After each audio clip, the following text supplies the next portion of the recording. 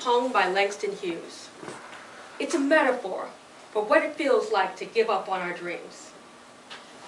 Does it dry up like a raisin in the sun and leave us a shell of our former selves? Does it sag like a heavy load and weigh us down for the rest of our lives? We all had dreams as children, and life had infinite possibilities. But as we got older, the world told us we couldn't have our dreams. They weren't realistic.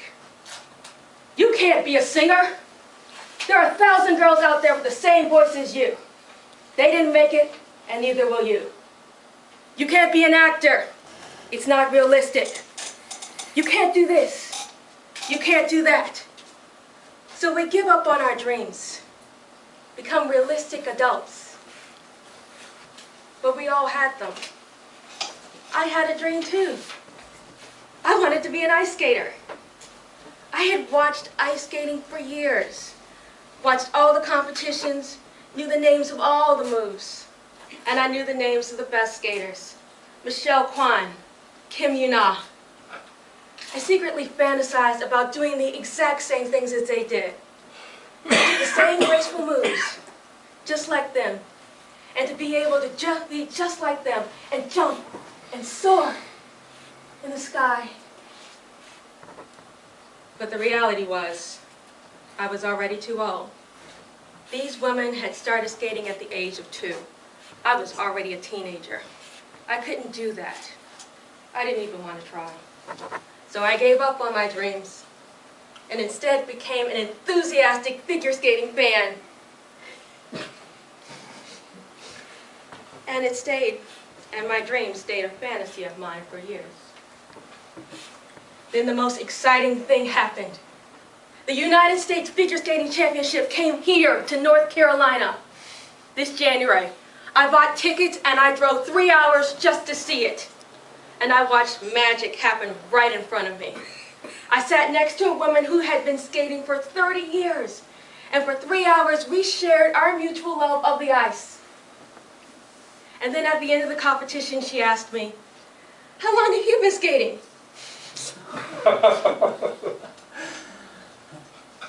I can't skate.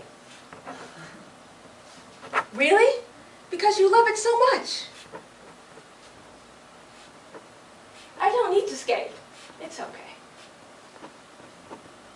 I was crushed to say those words. There's nothing I would have liked more than to get on that ice and do what they were doing. But it wasn't realistic, and I needed to stay grounded in reality. I was an adult. But her words weighed heavy on me for months. Maybe that's why, when I found that ice skating rink, I just had to stop by and look inside. When I came in, I saw kids speeding past, playing hockey together. I stood enamored for a minute until a teenager came up to me and said, "Can I help you?" No, I just came to see what you had here. Well, do you want to come? Did you come for open skate? It's in an hour. I can't skate. Well, can you rollerblade? Yes. Then you can skate, it's easy. I looked at this kid dubiously. He didn't get it. It's okay, if I go out there, I'll probably fall and I'll hurt myself. I'm gonna go. And I turn to leave, but before I do, he hands me a flyer and says, "Well, if you're afraid to skate, why don't you take skating lessons?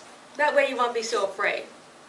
I looked at the flyer and back at him, and I left. I wasn't really afraid of falling.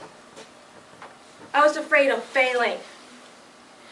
I had been fantasizing about skating for such a long time that the idea of me getting on the ice for the first time and falling and failing at something that I loved so much was almost too much to bear.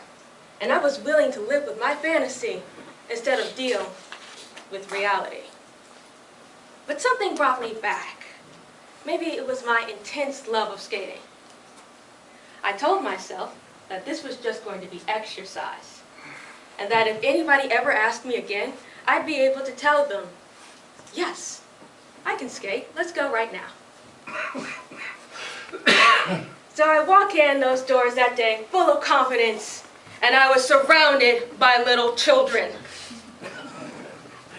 5 and 6 and 7-year-olds, ready to skate for the first time with their pink outfits.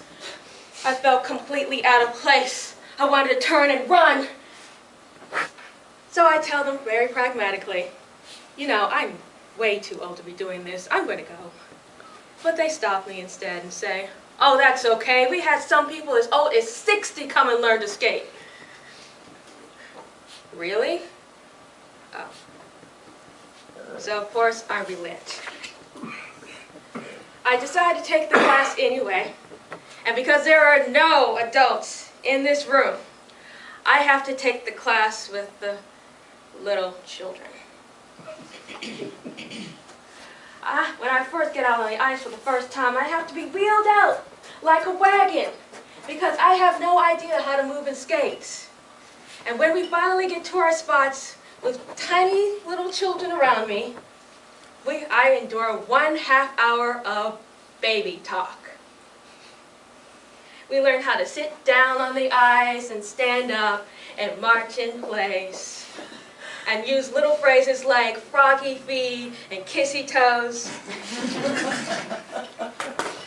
And try to do odd things that my body just can't seem to figure out. It was very awkward.